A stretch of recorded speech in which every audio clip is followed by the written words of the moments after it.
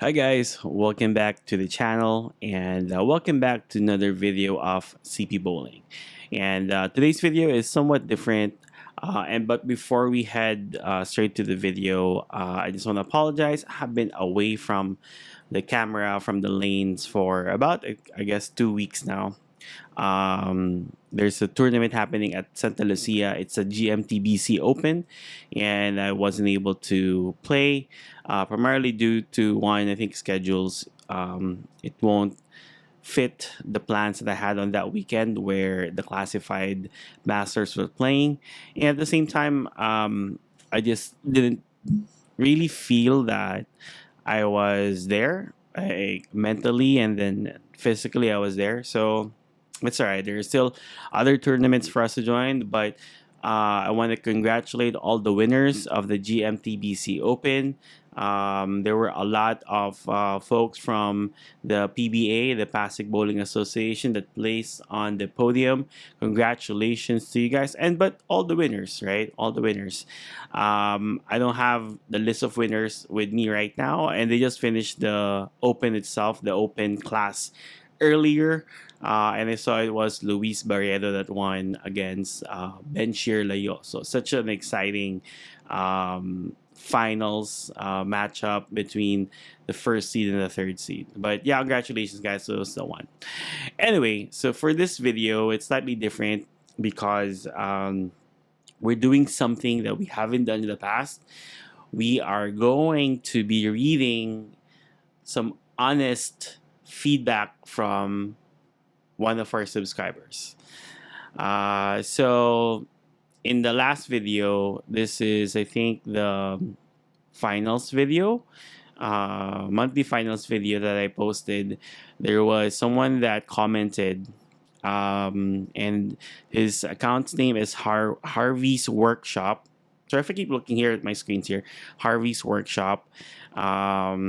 After researching, his name is Homer Koo. Sir Homer, thank you so much. First, I want to thank Sir Homer for watching the video, analyzing our game, and providing this detailed feedback, guys. And right now, I don't have a coach, so I think we'll take this feedback as as a grain of salt and move forward and learn from this. There's a lot that we can learn from this feedback, and I just want to share you guys this experience of me going through the feedback, and I will try to implement this in the next video that you guys will see right after we talk about this. All right, so let's go through each line. He has 7 points. Actually, there's 8, but the 8th one is like good luck and have practice.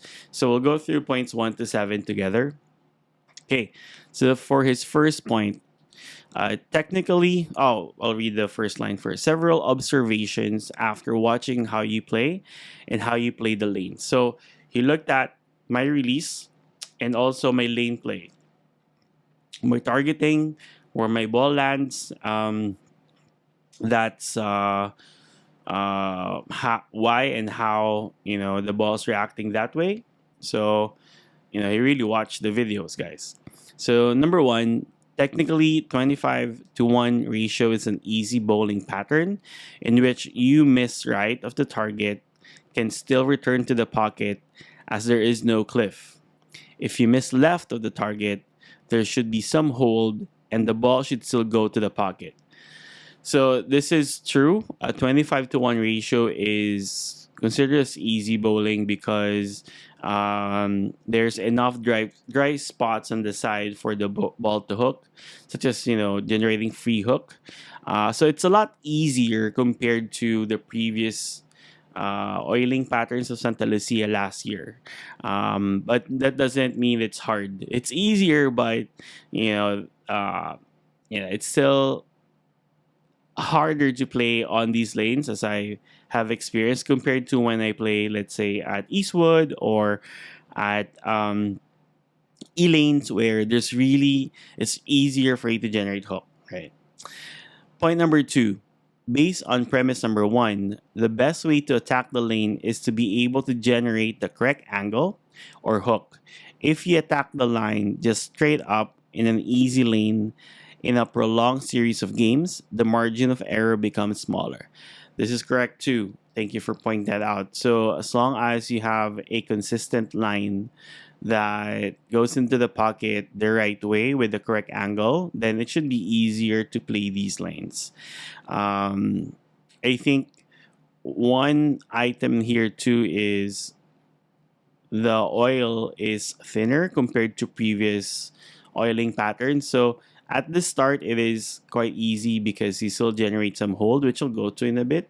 There's some hold, which means that the ball stays online as long as you are able to hit find a line that has some oil, and by the time it hits the dry spot, it hooks to the pocket. Right. So number three, the reason you are not able to generate much hook is not because of the ball, but because you are a speed dominant rather than rev dominant player. Normally, speed and rev should go hand in hand. So this is correct too. I've realized this just a couple weeks ago, and which is why I've started to try to slow down my ball speed a little bit more. And in the next clip, you'll see that there's a conscious effort for me to really slow down my approach, my release, so that I give the ball time to hook. Tendency is, if I hit it normally, like with my normal ball speed, it'll just go straight and wash out and miss the pocket. Now, number four. Now, the reason you generate very little hook is because you employ the suitcase release. That is correct too. So basically, it's like me doing a handshake. I call it a handshake release as well because I'm kind of like doing a handshake, which causes the ball to travel very long, as I said earlier, before it gets to the spot of being able to hook. Aside from this release, you're throwing the ball fairly fast and in the middle where the concentration of oil in the house pattern is higher. This causes the ball to not be able to react properly and sometimes result in wet and dry reaction. While straighter is better, especially in difficult lane conditions, it's not an easy pattern. Uh, Anything that's 4-to-1 ratio and above is sports pattern. Up to 9-to-1 can be challenging pattern, and above that should be recreational pattern. So like I said, the polling pattern for this quarter is a lot easier, and it's you just look at the scores of the league, guys. I think everyone in the league, their averages went up by 10, 15, 20 pins, and that's really due to the oiling, but also I guess these bowlers have really practiced. But that's correct, it is considered as an easier pattern. um, and easier, but it's still difficult. We'll talk about that a little bit, but yeah. Number five, why is the ball hooking less in later rounds? It's not necessarily your ball speed that's getting faster. It can be because the front lanes have less oil, while the oil in the middle have been pushed towards the back lane. This reduces hook and carry. This is why bowlers who can hook the ball always try to find oil in the fronts and the friction in the back end to be able to still hook the ball. Using pearl balls in later rounds to combat late round condition is often the strategy used, while using solid stronger balls are used in fresh condition. So I like this feedback. It is really spot on. So I've tried to do this as a approach as well, where I start out with the phase two, which is a really strong, symmetrical solid, has a solid cover stock, and then down the block, I switch to the gem pearl. It is an asim pearl ball, but I find that it's a little bit too strong, and it's even starts to hook. And as mentioned here, right? So the oil at the front part of the lanes like dry up a lot faster. So when I use the gem pearl, this is just me noticing it. When I use the gem pearl, it starts to hook even before the mid lane, or when it hits the mid lane, which is why it's I don't think it's ideal. I think I need to be able to I need to find a ball that's a little bit weaker, than my phase two, but with a pearl cover. So something like a Zen Gold label or a regular Zen, even a Sublime maybe. But that's the next steps, right? For me right now, it's just really analyzing the game and then understanding how I throw it, how I can be more consistent before we even proceed with like buying another ball. All right, number six. That being said, learn and practice to release the ball uh, more behind your hand instead of on the side as the ball passes after your knee bend. So this means because I release it using a suitcase method, I should try to release it more with the hand at the back of the ball. Um, your thumb has to come out first, then your finger should be able to generate proper hook. The more you're able to keep your hand below the equator of the ball, the greater you're able to hook and manipulate the ball. So this has been, I think, my Achilles heel. It's I call people call it the chicken wings. Like so, my hand loses its cup position when I release, and that's why I go back and employ the suitcase method. And this is a method that I was taught way back when I was a youth bowler, right? So it's kind of hard to unlearn and relearn, but we're getting there, guys. There are times when I'm able to release it at the back, just a straight release. But then sometimes just try to you go back to old habits, so to speak. This expands your ability to be able to adjust and play different patterns as well. It's correct. So I can move left if I'm able to do that. Seven, bowling is indeed a learning experience. Remember that practice is key, but proper knowledge is just as important to prove your game. Right. So like practicing without knowing what to work on, like what I won't improve, right? So thank you so much for doing this. And last is happy bowling and wish you luck in future events. So thank you again, Harvey's Workshop at Harvey's Workshop for this detailed feedback. And this is already like 13 minutes long, just going through everything. But so I went through this. I read this when he commented, and I tried to use this in one of my league games, in our league games.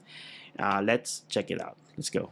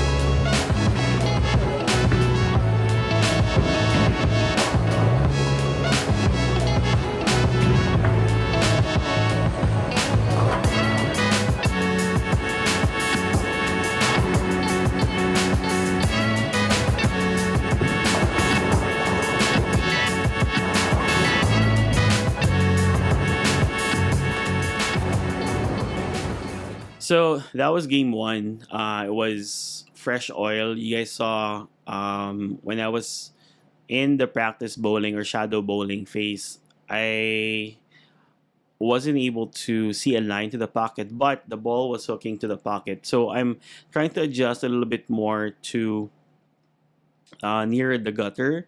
I think that's gonna be the play moving forward for me to play a lot closer to the gutter compared to just really playing in the middle, because like I said, like to what at Harvey's workshop said, like the ball, if I play the middle, chances are the ball won't really hook back because it's not getting to its dry spot, and I'm just really throwing it in a puddle of oil. And there were shots where it really, once it hit, it reads the dry or the friction, it goes to the pocket or misses the pocket, but the ball's hooking, the phase two is hooking. Now come the time that I play, um I don't know, like it just really went well.